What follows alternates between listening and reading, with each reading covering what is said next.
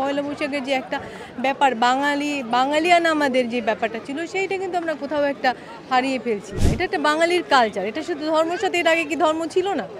আমাদের তো মানে শুরু থেকে ধর্ম। মঙ্গল শোভাযাত্রা একটা বছর যখন শুরু হয়, অর্থাৎ আমরা সব কিছুর মঙ্গল চাই, আমরা আমাদের জীবনের মঙ্গল, সমাজের, রাষ্ট্রের সব কিছু। এবং এখানে কিন্তু দেখেন বিভিন্ন ধরনের, অর্থাৎ কিন্তু একটা মানুষ শুধুমাত্র মানুষ হয়ে সুখী হতে পারে না, অর্থাৎ পরিবেশের যে আমরা কিন্তু মঙ্গল শোভাযাত্রা এটা দেখতে পাই যে পরিবেশের যে ভারসাম্য আমরা কিন্তু এটা নষ্ট করে ফেলছি। কিন্তু মঙ্গল শোভাযাত্রা কিন্তু আমাদের এটা বলে যে তুমি তোমার নেচারকে তুমি বেশি করে করো, যত করে বেশি তুমি একে বেশি লালন করতে পারবে তোমার জীবন অত সুন্দর হবে। এখন কিন্তু মানুষ প্রকৃতির দিকে ছুটে যাচ্ছে, সেই জায়গাটা কিন্তু আমরা ঢাকার মধ্যে আরও কমে যাচ্ছে। দেখছি আমাদের গাছ কাটা, এই যে ব্যাপারগুলো কিন্তু রেখেও কিন্তু একটা নগরায়ণ করা সম্ভব।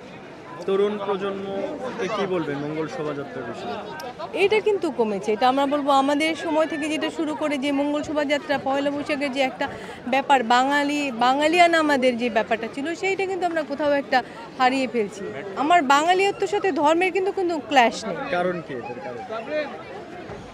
বুঝি না, এটা আমার কাছে মনে হচ্ছে যে সোশ্যাল মিডিয়া একটা বড় কারণ। এটা এই প্ল্যাটফর্মে গিয়ে আমরা যেখানে বলছি এটা করা যাবে না কোনো ধর্মের ক্ষেত্রে, এখানে গিয়ে আমাদের এত বেশি আমরা মানে সংকীর্ণ হয়ে যাচ্ছি সোশ্যাল মিডিয়ার মধ্যে, এবং এখানের মধ্যে হিউজ ধরনের নতুন নতুন মতবাদ যেগুলো ধর্মীয় না সেগুলোও প্রচার হচ্ছে। এটার কোনো রেস্ট্রিকশন নেই, রাষ্ট্রীয় রেস্ট্রিকশন যদি না হয়, এটা এই মদতটা যদি আমরা এইভাবে করে দিতে থাকি, তাহলে আমাদের আর বোধহয় 10 বছর পর মঙ্গল শোভাযাত্রা খুঁজে পাওয়াই দুষ্কর হয়ে যাবে। মঙ্গল শোভাযাত্রা কি ধর্মের সঙ্গে সাংঘর্ষিক?